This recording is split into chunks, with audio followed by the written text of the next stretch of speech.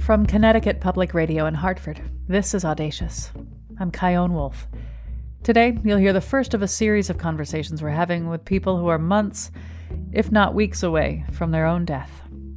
David Meyers is a 54-year-old physician living in the Washington, D.C. area with his wife, Hannah. One day, back in 2018, he noticed that while he was walking, he was having some difficulty lifting the top of his left foot. It would sort of slap down, something doctors call a foot drop. And then later, when David went swimming, he had a really hard time doing a breaststroke kick. Now, I can't do a breaststroke kick. Well, not really very well anyway, but he was a competitive breaststroker when he was in high school, so he knew something was wrong. As a physician, he did some research and I came down to the conclusion that it was one of three bad things. It was either ALS, Lou Gehrig's disease, new case of multiple sclerosis, which tends to happen in middle age, so I was a candidate for that, or a brain tumor. After a bunch of scans and tests, it was established that, it was a brain tumor. They did surgery to confirm what it was, glioblastoma, and they removed as much as they could. Doctors said he could have a little over a year to live. I asked him, after he got this diagnosis, how did he feel? What did he do? The moment I came home from the hospital, I felt this intense urge to put things in order, to do things like make a will and make sure our backyard was mowed, like as if that's the most important thing, but just check off these lists of things that I wanted to leave my son and wife in a good place. And so for the first few months after my surgery, that's what I did. And there was some anxiety until I had finished it. And then I actually had a deep sense of peace at that point.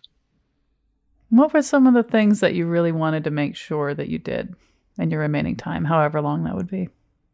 Well, there were those anxiety-producing things like having a durable power of attorney so that when I wasn't able to make decisions, my wife would be able to care for me. I wanted to investigate hospices in the area with my wife and pick which one we would use. But then there were the things that gave my life meaning. And there were two parts to that. One is connection with other people. So I really wanted to be able to say goodbye and see people, tell them how much I love them. And that included family and friends. And the other part is that my work gives me great meaning. And I know I'm very lucky to have a job that I really believe makes a difference in the world. But I was in a position where I had a lot of projects that reported to me. And so it was really important to me early on to make sure that those were all taken care of, or the team had a plan for what to do after I left. And again, once that was done, I continued to work because it gave me such meaning. But I did it at a different pace and in more short-term projects, things that I could start and either wouldn't matter if they didn't get finished or would continue on after I was gone. Will you tell me about the sweater you knit for your son? Yeah, I'm happy to do that. After having this incredibly lucky, long, extended period, my tumor, as expected, came back. And so for the last few months, I guess now it's been 6 months, I've been dealing with recurrent cancer, and very few people are as lucky. And people say to me, well, maybe it can happen again. And I don't think that's going to happen. But as you mentioned, I'm a knitter. It's been one of my hobbies for a long time. And amusingly, it was my son who taught me to knit after his mother taught him to knit. So it's a family hobby. When I was first in the hospital and going through chemotherapy and specifically going through radiation, I did very small knitting projects to give to friends and family. When I realized I might have a little bit more time in those early months, I knit something a little bit more complicated for my mother and something for my wife that I gifted to them. But I couldn't decide what to do for my son. And I really wanted to knit him a sweater, something that would hold him and wrap around him when I was gone. But knitting a sweater is a big project. And for me, even though I'm experienced, I'm a very slow knitter. And I thought it'll take about a year to do this. And I didn't think I had a year left. And now, once I hadn't finished it by the time my recurrence, so I was really worried I never would finish it, which was a life lesson that if you don't start, you'll never get finished. So I started it before my re-diagnosis, and I finished it afterwards, even when I was going through shaky hands and things. But I had the deep belief that even if I didn't finish it, either my son or my wife could do that. And that would even add more love into the finished sweater. And the good news is the sweater did get finished, and I was able to give it to Abe at the holidays this year. I want to jump around a little bit. When you first got your diagnosis of glioblastoma, you had to tell people, not only your family, but your coworkers, your friends, everybody who mattered to you. I'd like to hear what that was like, and also what that did for you or to you to go through that over and over again and in the different ways that you did. In the very beginning, even before I had my definitive diagnosis, my wife and I decided that we wanted to be open and not hide any of what was happening, to be open and transparent and honest about what was happening to me. And that's not a decision everybody would make. And I respect other people's choices in this. And I know there are some people who couldn't do that because of fear of job loss, loss of insurance, or rejection from their families. But for us, this has worked really, really well. It's meant on a small side that when I meet people, I don't have to say, did we tell them, did we not tell them, and play that game. But I think on a deeper level, it's meant that I'm not hiding any part of myself. That if you don't talk openly and honestly about something this important to what's happening to me, it would put a distance between me and the people I loved, or my friends, or even my coworkers. And so being open and honest really helped me connect. And the seriousness of this, the difficulty of it, our culture doesn't like talking about dying. It's opened up, though, dialogue with many, many different people, close friends, and even distant people have really appreciated, and I've gotten to know because of this. So I think for us, it was definitely the right decision. Were there any moments you had when you would tell somebody and all of a sudden you had to comfort them? Yes, unfortunately, sometimes that does happen. And that's part of being connected with people. And it also sometimes gives me the feeling that I still have value, that I'm not only being cared for, that I can still reciprocate. And when you have cancer, that can sometimes feel good too. There are times I'm like, enough of this. I don't want to comfort other people. But most of the time, they're being honest. And that's the other really important. When somebody is able to be honest to me that they're having difficulty thinking about me being gone or my diagnosis, or even saying it's not fair, which we can talk about later. That's not my favorite expression. The ability to work through that with them, I appreciate that they were trusted me enough to be honest. So what do you say when someone says, what you're going through, it's not fair? Depends how well I know them, but mostly it's a form of, who said life is fair? Life isn't fair. And if not me, it was going to be somebody else. Why should I expect? And I've had a really privileged and lucky life. So maybe it was my turn. But the most important thing is cancer is never fair. That's not the way to think about life. It's the hand I was dealt, and let's see what we can do with it. What do we know about glioblastoma? Is it just wrong brain, wrong time, if that's the right way to put it?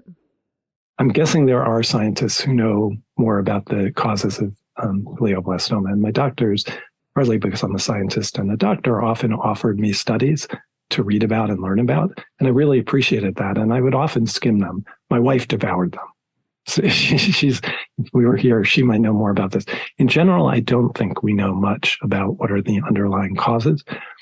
But sometimes it's helpful to realize that our cells are always growing and mutating. And that's actually what creates the diversity of life, why we have plants and animals. This all comes from mutations. The fact that we're living at all, that we're here at all, is a miracle. So that some of those cells sometimes go into weird things, and some of those weird things we can recognize and we call cancer. That's part of what life is. And my cancer cells, I also realize, are part of me. It's not an alien that we have to rip out and kill. It's not some foreign invader. It's my own body that just grew in the wrong way. How have the past 5 years affected your marriage? Short answer is that it's deepened our love and our connection to each other. Slightly longer answer the year before I was diagnosed, in fact, almost exactly a year before I was diagnosed, my wife was diagnosed with aggressive breast cancer. And we were just coming out of that experience. And for me, it was a chance. I'd been a caregiver in the doctor's sense of caregiver, but I'd not been a caregiver in the sense of providing support to somebody in the home, to somebody I loved. My wife and I used to discuss while she was going through her treatments, is it harder to be the patient or the caregiver? And I don't think we ever answered that question fully. My wife thought it was harder to be the caregiver, and I wasn't sure. I watched her be in pain and throw up and be fatigued and have brain fog, and I wasn't sure. So 1 year later, I'm diagnosed with terminal brain cancer. We went from bad to worse, and our roles flipped. I was the person needing caring for, and she was the person providing that care. And during this period, I've decided that I definitely believe it's harder to be the caregiver. All she does for me has just deepened my love. She wouldn't be doing those things, though, if we weren't built on the solid foundation of our relationship. And all these fears and sadness and physical needs, like getting up in the middle of the night to help me go to the bathroom, making it possible for me to get out of the house and see friends during COVID, all the efforts that she's done have actually brought us closer together emotionally. I've realized we're actually writing a memoir together on the experience of how health and healthcare have affected our marriage. And what's wonderful about that is that it's also bringing us closer together. Having to verbalize what we're feeling and share that with each other and edit each other and remind each other of stories we had forgotten, it's just been a glorious experience. I'm not sure I'll be able to finish my part of the book. I think she will have to take it the last stretch, but all the work we've done on it has just been a gift. Do you have a title yet? In book publishing, you don't get to pick your title, right? They pick it for you. But our working title ourselves is This Mortal Coil. And that's both a Shakespeare reference. We're both Shakespeare geeks, but also a recognition that life goes around in circles and you're not in the same place, but that it changes. It works for us. So what are your days like now? Like, how are you feeling today and how are you? Thank you so much for asking. In the wonderful grace period between my first diagnosis and after I finished the treatments and thought I didn't have enough time, I had a long period of time where I was feeling pretty good and was able to continue working and going out and going to art museums and live theater and live music concerts, seeing friends near and far. That was such a gift. And then COVID hit. And being somebody with a compromised immune system in COVID, I mean, for all of us, COVID changed our lives and it shut it down. But those bonus years, what I think about as bonus years, I sort of felt a bit cheated. I was getting extra time, but I had to spend it in my house. The silver lining there was it closed colleges down. So my college-age son came home and I got to spend extra time with him. So that was a small bonus. But overall, COVID really left me feeling a bit cheated. But how do I feel now? We still have COVID. And now my immune system is even weaker than it was before because I'm back on chemotherapy. But I'm still working full time. I'm really committed, not for any other reason, that I'm just committed to trying to make the healthcare system safer, more equitable, higher quality, more patient-centered for all Americans. And I'm using my own experiences now to drive deeper into that work, helping my agency, for example, think about end-of-life care. And how do we make sure that that's patient-centered and equitable and everybody has access to hospice? So I most days get up and sit and do telework like we had been doing for years before. But it's also, because of Zoom, I have connections with the people I work with, and I like that. In the evenings, my wife generally cooks dinner. I can no longer help with that. And we do something quiet together on the couch. I could be reading out loud to each other or watching a British BBC production of something, maybe just talking. It often is writing. So I'm slowly watching my functional decline. I'm losing strength on the left and control, really not strength, on the left side of my body. So I went from walking to using a cane, and now I use a walker. Someday soon I'll be in a wheelchair. But most days I feel pretty good. You said you're still on chemotherapy. At what point do you say no more chemotherapy? That's a great question. I actually just said that. I just got to the point. And that was partly because we asked my doctors for the evidence that this chemotherapy for 6 months after radiation, what's the evidence for it? And while I'm sure many people would look at the evidence and come to different conclusions, after reviewing it myself, I decided there's not much extra benefit from 4 months to 6 months. And I'd been on it for about 4.5 months. And while it wasn't horrible, it did slow me down a bit. It did weaken my immune system. And then I had to travel in and get blood tests frequently. And it gave me wicked constipation. That's no fun. Yeah. And at this point, I was like, I see the end. I know my end is coming. Is chemotherapy and its potential giving me a few more extra weeks or maybe a month worth the inconveniences it's causing me now? And I told my team, and I had talked with them about this, and they said that decision to stop chemotherapy is reasonable. And so they're supporting me in doing that. Do you know how much time do you expect you have?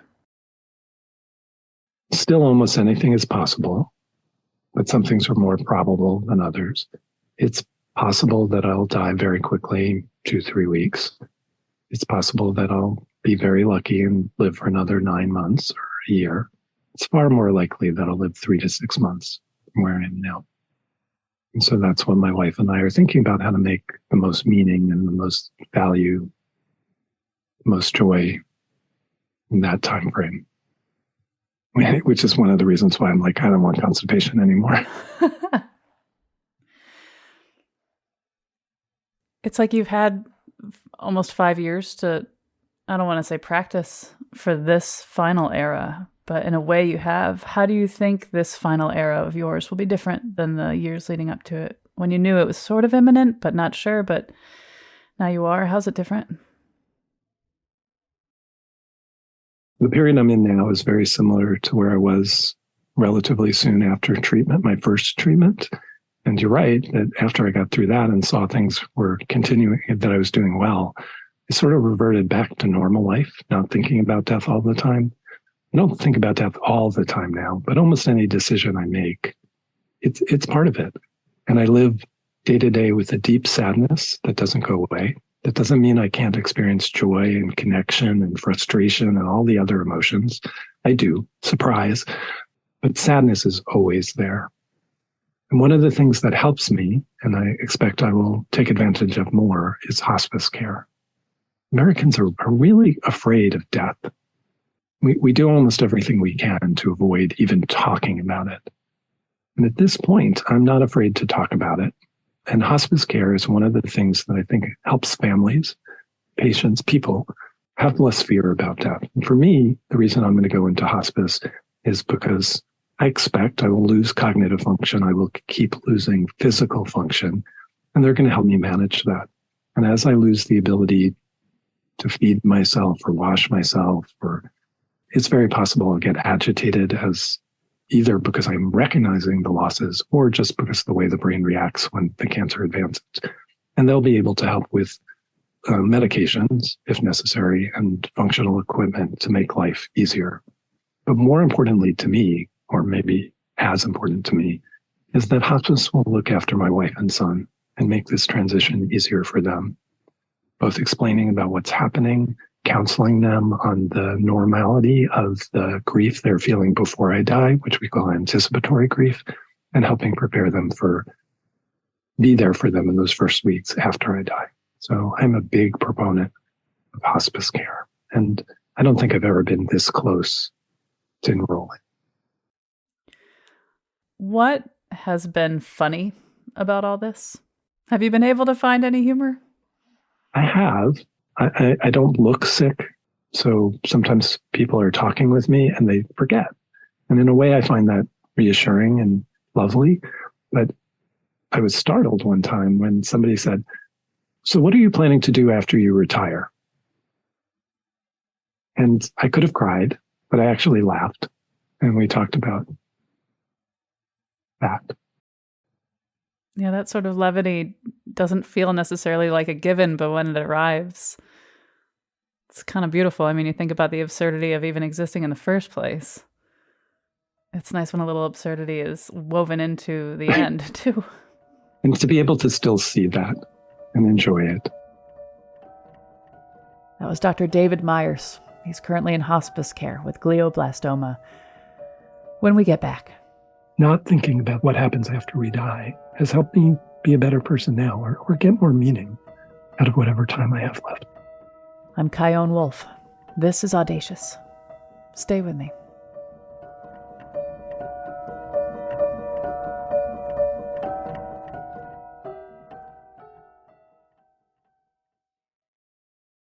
This is Audacious. I'm Chion Wolf. Today we're getting to know Dr. David Meyers. He was diagnosed with glioblastoma back in 2018, and he was given a year to live. Now that it's been 5 years, he's nearing the end of his life. Let's get back to our conversation. We often lightheartedly kick around ideas about what we'd like our surroundings to be when we die. Like, maybe I'll be wearing this, or eating this, or doing this, or feeling this, or hearing this, or smelling this. What are some of those things in an ideal world that you would experience in your final moments of cognition and feeling here on the planet Earth? Some of the things that have been most important to me during my life, I'd like to have at that moment. The first is connection with other people, that deep sense of connection that we get only from the relations with other people. So in my final moments of being aware, which I think you're wise to point out, I'd like to be surrounded by or with certainly my wife and my son, and perhaps other people as well that have meant a lot to me. And the second is music. And we've been building a Final Moments playlist of the music that has meant a lot to us over our lives. Specifically, my wife and I. My son's added some songs. My friends have demanded some songs beyond the list. And I expect that'll be played for a long time, while I can hear it, after I can hear it, and after I'm gone. Those are two parts that I look forward to. Before that, there should be some dark chocolate. What percentage are we talking? Oh, high, 75, 85, 88. Any flavoring? Nope. Okay. Unadulterated, please. I like whiskey, and if you were to offer me like cinnamon flavored whiskey, that's a no. It's not happening. Yes. Bring on the Lagavulin. I'll taste that. Do you have? God, I hate asking this question, but words are obviously so important. And you read about famous last words, right? What do you think you'd like your last words to be? Before I answer that, I'm just going to take a sidestep and say there's a trope almost for people with cancer that they write letters while they're still here to get read by their loved ones and their friends after they die, in which they express what was important, why they loved them, what they think about them, why they're such special people. And I found that to be too much pressure on those specific words. So instead, I decided that I want to do that while I'm still here and while I'm alive, and they can hear it directly from me. So I speak those words to them, and I never miss an opportunity anymore to say, I love you. And that sort of surprises people, friends. And I say, I love you. So one way I could imagine my last words to be are, I love you. Maybe right before that, to my son and to my closest friends, is be kind. That's my wish. To each other, to all people, to all beings. I keep thinking, like, this is elementary. You know, they taught us this in kindergarten. Love. Why do you think it is that we need something like our imminent deaths to really hammer home what we've known to be true the whole time, which is just to be loving? I think I said I love you frequently to my wife and son because that was culturally acceptable. but it wasn't to say it to your friends. And so perhaps approaching death gave me the freedom to be able to say it and for people to hear it. I'm not held, to the same social standards. I get a pass because I'm dying. Why many of us lose that ability that we were taught, and the joy that kids can experience, their ability to love the policeman on the corner or the bus driver. My son was in love with the bus driver. I don't know why we lose that, but I'm glad I got it back. It's not uncommon for people to fear death. Makes sense for many of us, even those who have religious beliefs that promise an afterlife. Even in those convictions, there's still at times feelings of doubt. And so there is fear. Are you afraid? What do you feel? No, not really. I had some fears, anxiety, maybe is a better word, about the dying process. In a way, glioblastoma is the cancer you don't want to get because it's 100% terminal. On the other hand, it's not associated with the terrible bone pain for most people, the vomiting, a lot of the things that we associate with cancer. So in that way, I'm lucky. But still, the dying process was scary. And especially those ideas of losing the ability to know the people I love and recognize friends, and become, actually, glioblastoma is associated with personality changes. So to become agitated or mean or violent. And that's why I'm glad that there is hospice, because I now have confidence that I'll be cared for and that the people I love will be cared for, and we'll get through this together. So I'm not even fearful of that anymore. What do you think happens after you die? Maybe a better question is, what do you hope happens after we die? For me, the best answer to what I think happens after I die, or we die, was actually sort of surprisingly said by Keanu Reeves when he was being interviewed on TV. And he said to the interviewer's question, what do you think happens after we die? The people who love us will miss us. And that's really what I feel. Recently, a friend, a mentor actually, who's now a friend, sent me some poems and we discussed them. And I said, as part of our conversation, I've realized I'm becoming less mystical as I get closer to death. I think it's because I'm trying to be brutally honest with myself. And that for me, many of the mystical beliefs that I had were ways of comforting myself, but I didn't fully believe them. And so as I try to become more honest, and seeing death this close is helping me do that, I'm re-examining some of those beliefs and letting go of them. I fully support, I fully recognize, I fully embrace that other people have different feelings about mystical thoughts and take real comfort in it and have strong beliefs. And I don't deny them. I don't want to deny them or make them in any way dishonor those beliefs. But for me, I'm finding my truth. And my truth, it's about making connections now.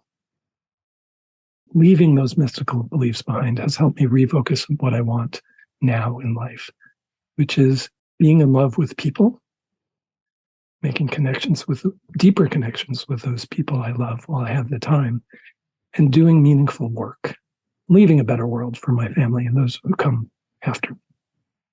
And so not thinking about the afterlife or what happens after we die has helped me be a better person now, or get more meaning out of whatever time I have left. What would you like done with your body after you die? When I was a first-year medical student, one of the transformative experiences that I got to have, so with a group of 3 of my classmates, we were privileged to dissect a human cadaver. And when I went into medicine, the part that I was most excited about was the ability to help people thrive within the context of their goals, their community, their families. It was the relationship part of medicine. I was good at science, good enough to get into medical school, but that didn't fascinate me the way trying to understand help people understand, and for me to understand the context of illness and the social context of illness. Going into the anatomy lab brought balance. It was the most fascinating experience, and one that very few people actually get to experience. It was really a privilege. Learning about and seeing and touching the insides of another person. I learned how the cardiovascular system, the circulatory system, the nervous system, our bones all work together to make us work. Around that same time that I was getting to experience anatomy, I found a study partner, and we would meet every night for dinner and then sit down with our books. And I picked a study partner that was not in medical school. Medical school can be so all-encompassing. It takes over your life and your thinking, and you think everything revolves around medicine. And my partner was a humanities grad student. And we'd sit for several hours doing our own studying. And then one of us almost every night would say, "Ooh, that's interesting," or "I don't get this," or "I don't agree with this." And we talk about pre-Civil War South in the US, or why this nerve splits into 5 branches. And we'd switch books and read for a while and then go back to our own studies. And it was a really good choice on my part to have a humanities graduate student help me remember there are other ways of knowing the world.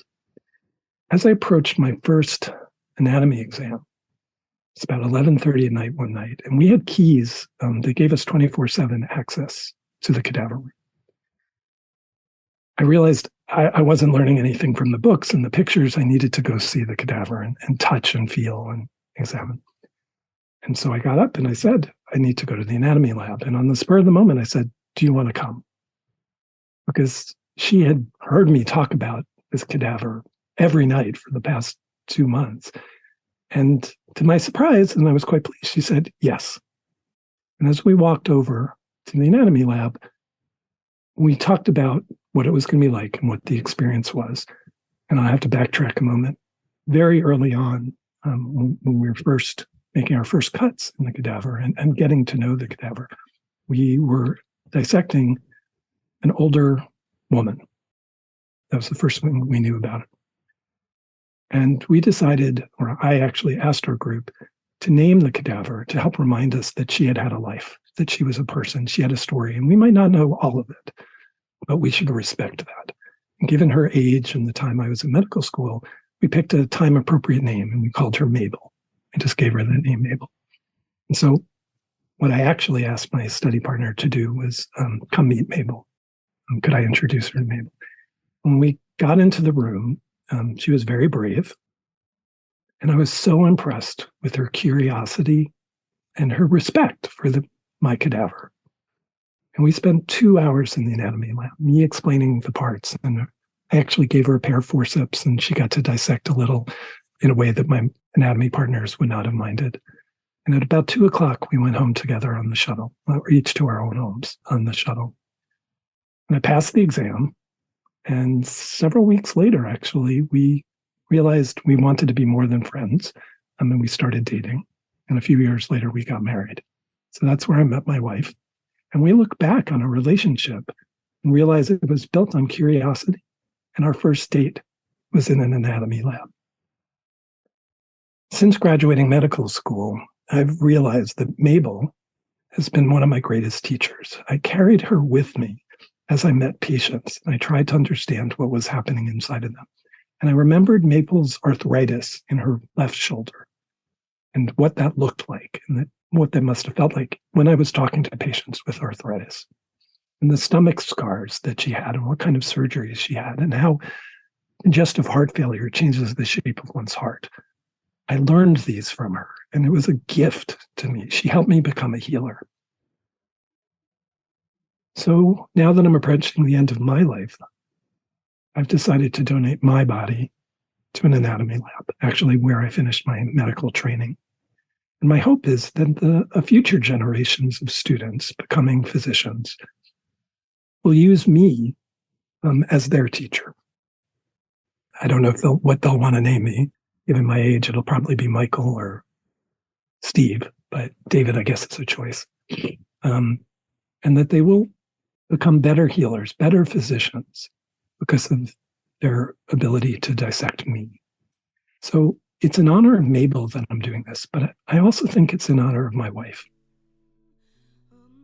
My love for her, my curiosity, and what Mabel gave us. I don't think any other medical students will necessarily get married because of their cadavers, but who knows? That would be a wonderful extra gift.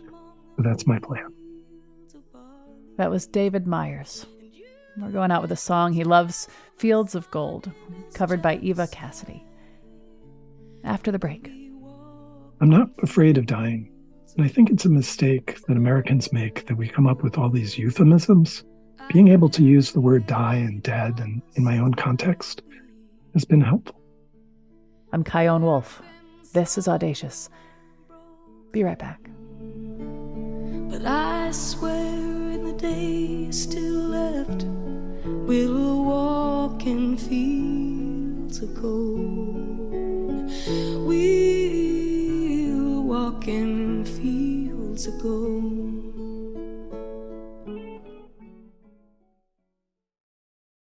This is Audacious. I'm Kyone Wolf.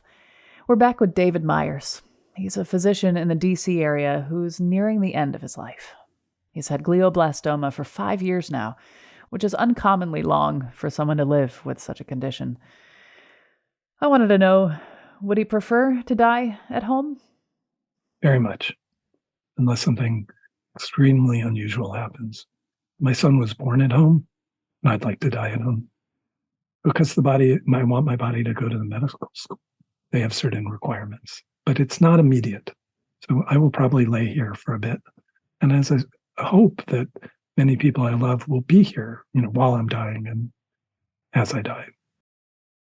When I hear you say the words, while I'm dying, as I die, I hear it loudly because it's like when I use those words, it's far off, and for you, it's imminent.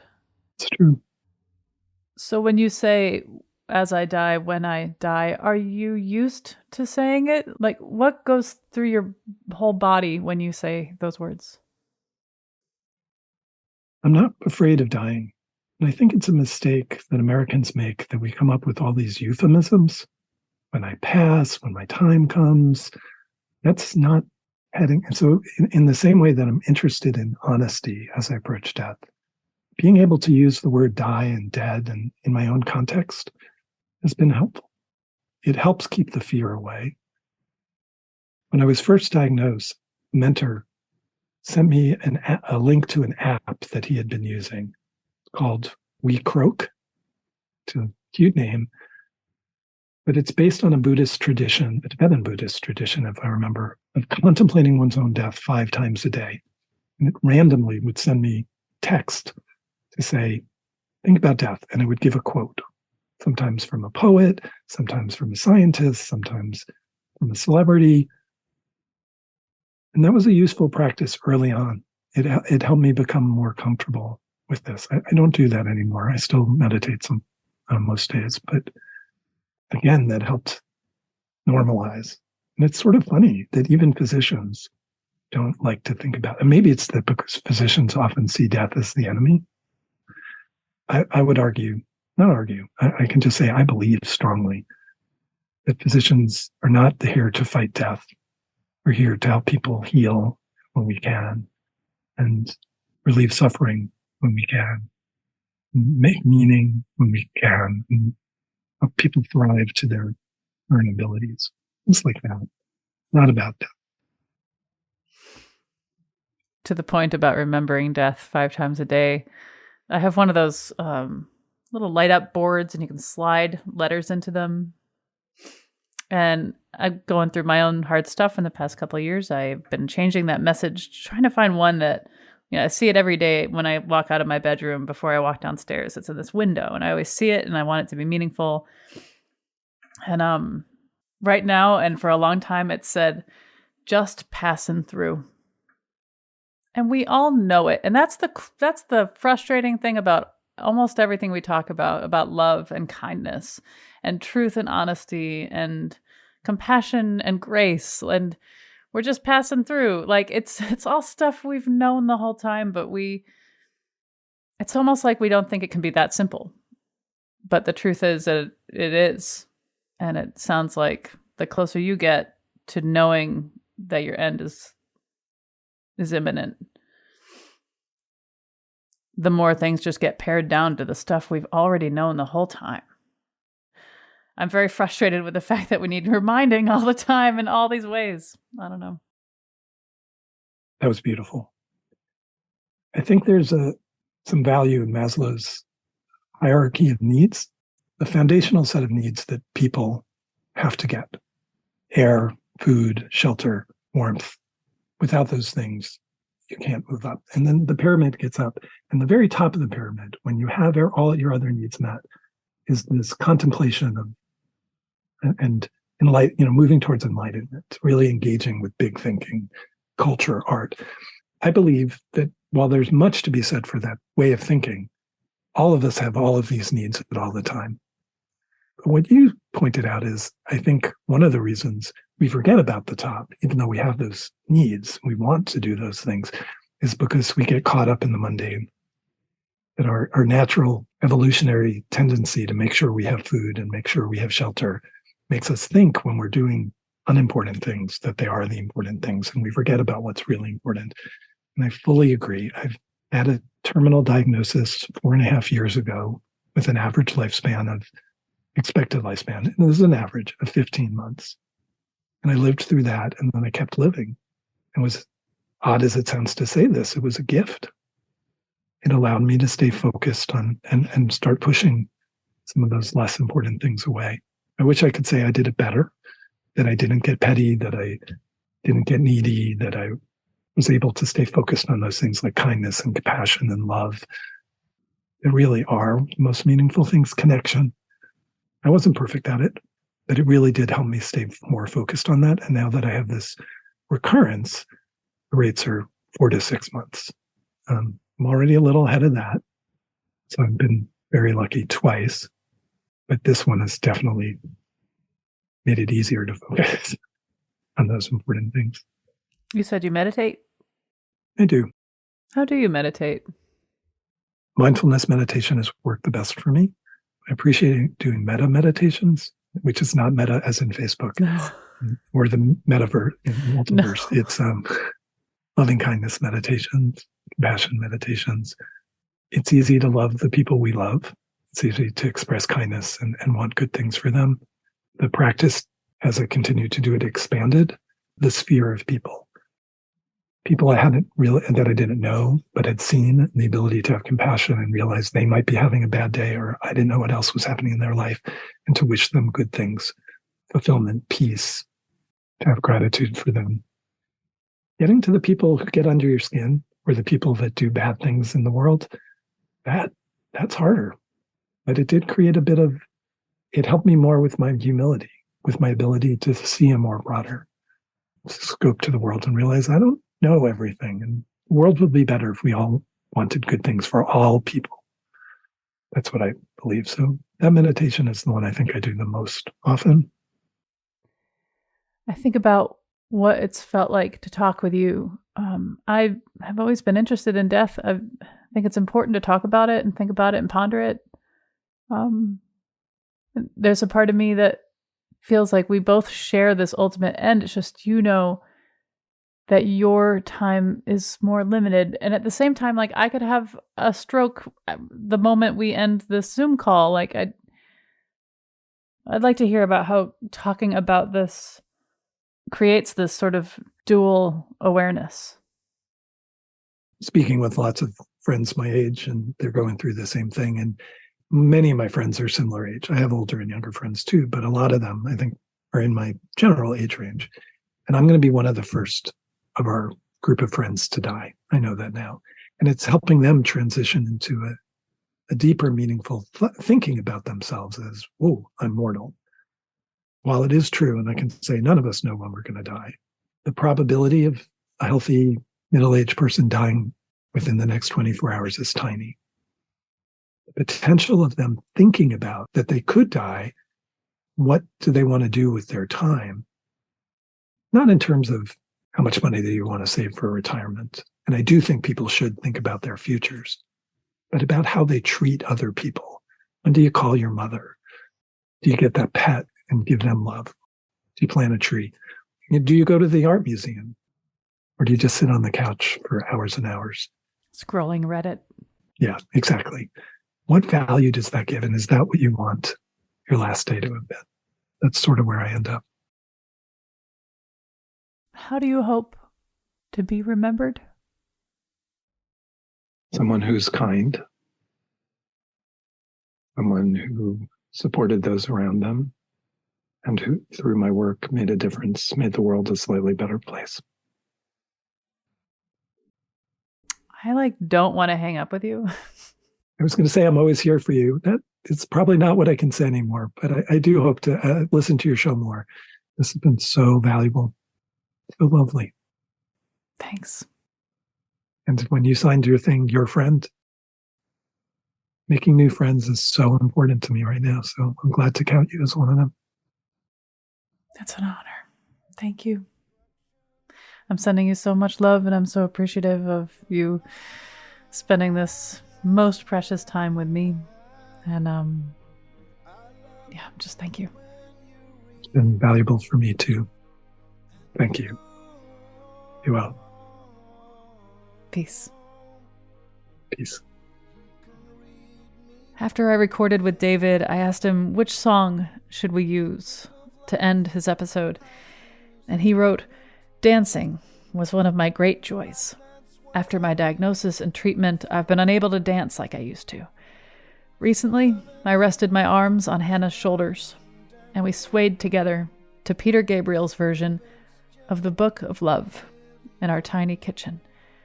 I cried tears of both joy and sadness as Hannah held me." I love it when you sing to me, and you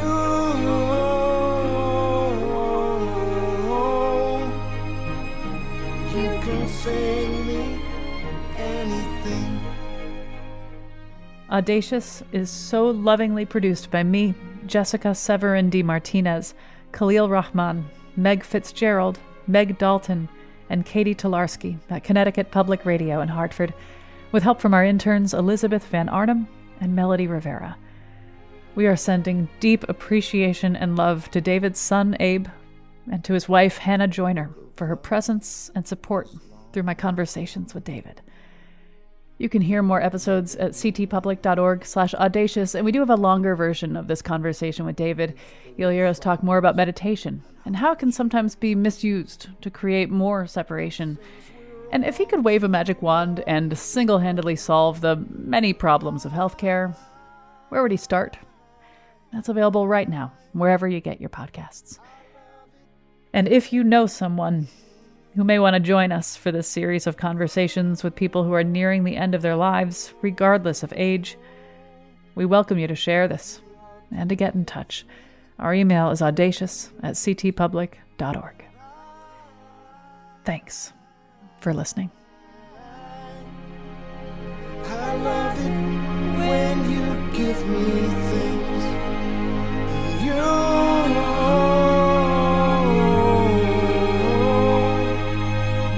you ought to give me wedding rings.